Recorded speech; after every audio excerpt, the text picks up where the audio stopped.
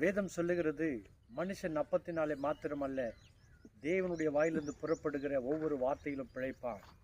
இயேசு கிறிஸ்து 40 நாள் உபவாசம் எடுக்கும் பொழுது பிசாசு அவரை சோதிக்கும்படி இந்த மலையில் இருந்த கற்களை பார்த்து இவைகளை அப்பங்களாக்கும்படி புசித்து கொள்ளும் என்று சொன்ன பொழுது பிசாசுக்கு ஆண்டவர் வார்த்தை சொன்னார், அப்பாலே போ சாத்தானே, இந்த கல்லுகள் அப்பங்களாகும்படி நீ சொல்லுகிறது என்ன? மனுஷன் அப்பத்தினாலே மாத்திரமல்ல, தேவனுடைய வாயிலிருந்து புறப்படுகிற ஒவ்வொரு வார்த்தைகளும் பிழைப்பான். எனக்கு அருமையான தேவ பிள்ளைகளே, இந்த 40 நாள் உபவாசம் எடுக்கிற தேவ பிள்ளைகளே, இந்த ஜீவனுடைய வார்த்தை ஆண்டவர் உங்களோடு கூட பேசுவார்.